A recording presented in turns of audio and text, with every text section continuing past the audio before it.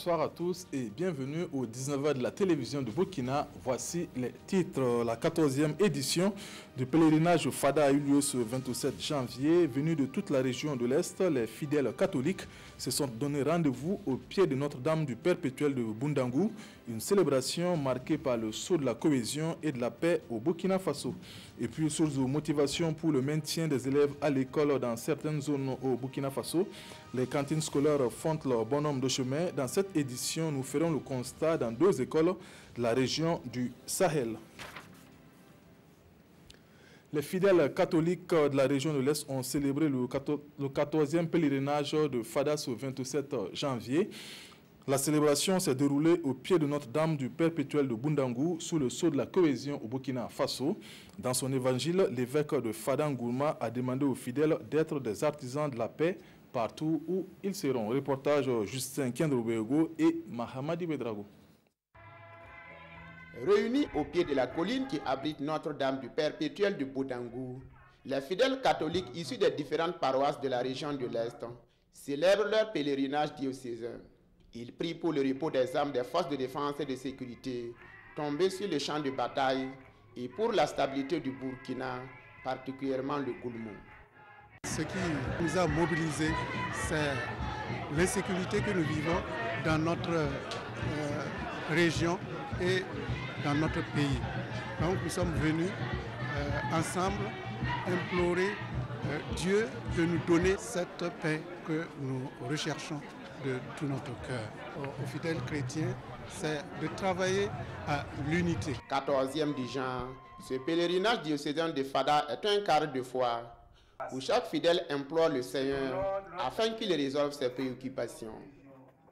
C'est une occasion pour les fidèles catholiques de se retrouver en union de prière pour demander notamment à Notre-Dame du Perpétuel Secours et à tous les autres saints d'intercéder vraiment pour nous. J'ai demandé à Dieu de me donner la force pour vraiment éduquer mes enfants dans une bonne cohésion, afin qu'ils soient élevés de cette bonne manière-là.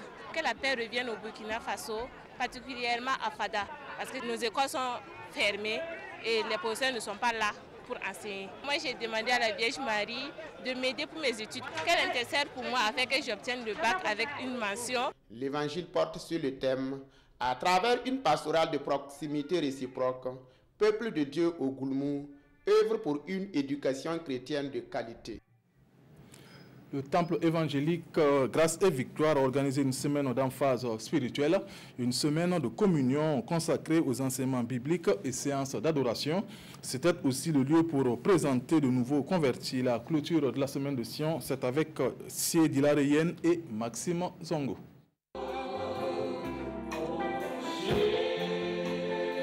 Des chants, des louanges et des adorations pour rendre grâce à Dieu, un cadre pour célébrer la semaine d'emphase spirituelle dénommée Sion ou la montagne selon la version de la Bible. Un lieu selon le parrain pour rencontrer et découvrir les grands hommes de Dieu. C'est une occasion pour des hommes de Dieu de pouvoir partager la parole de Dieu avec les frères et sœurs. Et surtout par rapport au thème qui concernait les derniers temps. Et aussi comme sous-thème postmodernité, enjeux et défis pour l'Église africaine. Donc sur cette organisation, je ne peux que me réjouir par rapport à la mobilisation que nous avons sentie jour après jour. Une semaine riche en communion entre les fidèles croyants, foi du pasteur Thienou, président des Assemblées de Dieu, pour qui ce cadre permet également de louer le Seigneur, mais aussi d'enseigner aux participants les questions liées à l'évolution de la société.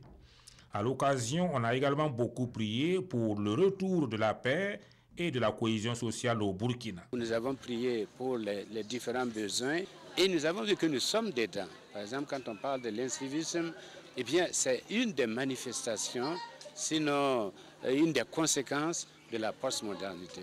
La cérémonie s'est achevée par une visite de stand présentant une diversité de produits. L'éthique et l'éthique est le thème de la prochaine édition.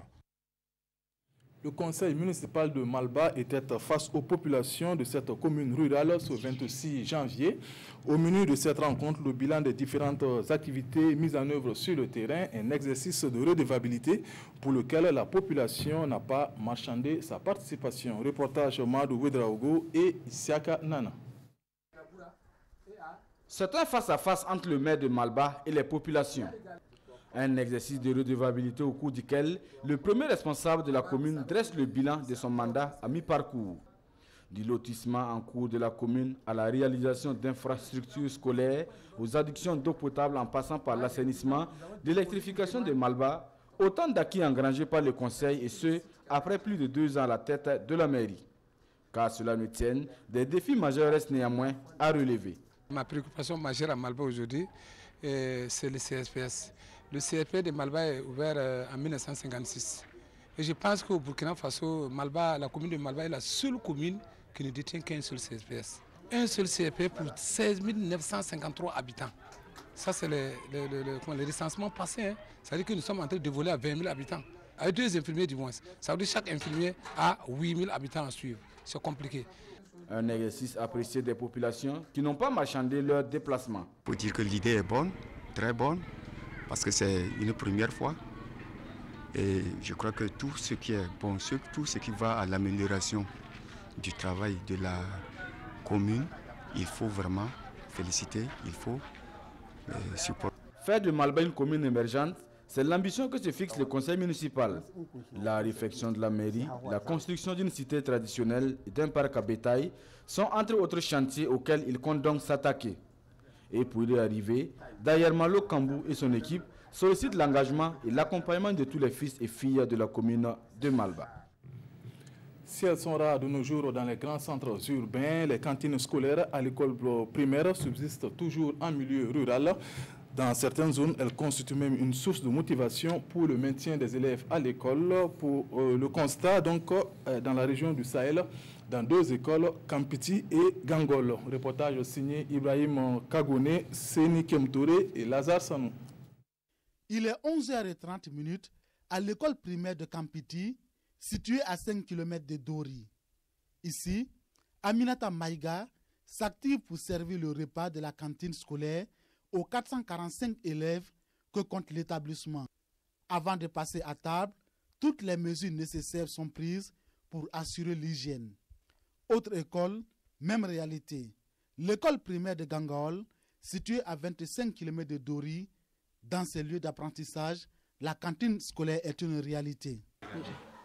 La cantine nous permet de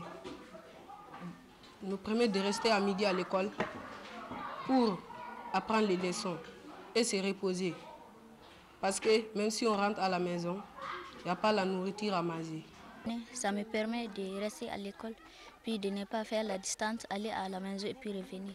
Et puis d'apprendre les leçons. Une initiative qui produit déjà des effets sur le terrain. Depuis le démarrage de notre cantine, j'ai remarqué une hausse sensible des effectifs dans les classes, surtout au CP et CP2. Le taux d'abandon a sensiblement diminué. Aussi, ça a contribué à rehausser le taux de réussite au CEP. L'année passée, en 2017-2018, nous avons enregistré un taux de réussite de 81,86%. Il faut noter que le taux de promotion a connu une hausse ces dernières années. Il faut aussi noter que nous avons eu un taux de succès au CEP de l'année scolaire 2017-2018 qui est allé à 90%. Les parents d'élèves voient donc à la cantine scolaire une opportunité pour le maintien de leur progéniture dans ces lieux de savoir, mais surtout une source de motivation. Ceux qui n'ont pas l'âge de l'école, qui forcent aussi à venir à l'école parce qu'on dit qu'il y a la cantine là-bas, on prépare. Et il y en a aussi d'autres qui ont dépassé, mais qui attendent que leurs petits frères reviennent de l'école avec la cantine. Ils préfèrent ça. Des difficultés, il n'en existe dans la mise en œuvre effective des cantines scolaires. On constate des ruptures.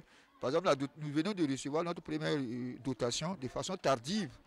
Et après cette dotation, je me demande à quand la seconde dotation. Et lorsqu'il n'y aura pas la seconde dotation, va pas venir, il n'y aura pas la seconde dotation, il va sans dire qu'il y aura beaucoup d'abandon, il y aura beaucoup d'absence. Le programme alimentaire mondial PAM brave financier de cette opération, se félicite des résultats engrangés au-delà des difficultés évoquées. Les aliments utilisés dans ces écoles sont produits au Burkina Faso, toute chose qui permet de booster l'économie nationale. Spécialement pour cette année, le PAM a fait un effort. Et le riz, plus de la moitié de ce riz a été commandé, a été approvisionné par le Burkina Faso. C'est made in Burkina. Si vous remarquez également au niveau de l'huile, c'est l'huile Savor. C'est made in Burkina. Le haricot également est produit au Burkina. La petite Léa a pris sa part de cantine. Son souhait, c'est que tous les élèves du Burkina Faso en bénéficient. Le personnel de la Chambre de commerce et d'industrie de Bobo-Dioulasso et les acteurs économiques de la région ont présenté leurs vœux au président de l'institution, une occasion pour certains d'apprécier les différents résultats engrangés et pour d'autres de formuler des doléances pour les défis prochains. Reportage Lamine Karantao et Ismaël Saturnin-Paris. Élus consulaires, acteurs du secteur privé des Hauts-Bassins, personnel de la CCIB, la Chambre de commerce et d'industrie de Bobo-Dioulasso, ils sont là pour souhaiter les meilleurs vœux de l'année à leurs premiers responsables. Un rendez-vous traditionnel pour ces opérateurs économiques de se retrouver au début de l'année pour communier avec collègues et amis. Cette cérémonie, nous la mettons sous le signe de la continuité parce que le président Diawara, depuis 3 ans, a relevé les défis qui se dressaient sur notre chemin. Et nous nous sommes dit que cette cérémonie, nous allons l'encourager à continuer de nous pousser, de nous pousser à travailler. Ce cadre est aussi une occasion pour la CCIB d'avoir un regard rétrospectif pour dresser le bilan de l'année écoulée. Cela afin de mieux se projeter sur l'avenir. C'est devenu une occasion de faire le bilan de nos activités de l'année, les gains, les succès que nous avons engrangés, mais également rappeler parfois les échecs, les insuffisances, les contraintes que nous avons et voir comment on peut les corriger, même si nous ne rentrons pas dans tous ces aspects-là d'une façon exhaustive. Cette traditionnelle cérémonie de présentation de vœux est une aubaine pour les élus consulaires de l'Ouest et le personnel de la CCIB de réitérer leur soutien au président de l'institution. L'occasion est aussi saisie pour reconnaître le mérite de certains agents admis à la retraite. C'est la fin de cette édition. Merci de l'avoir suivi et bonne suite de programme sur la RTB. Bonsoir.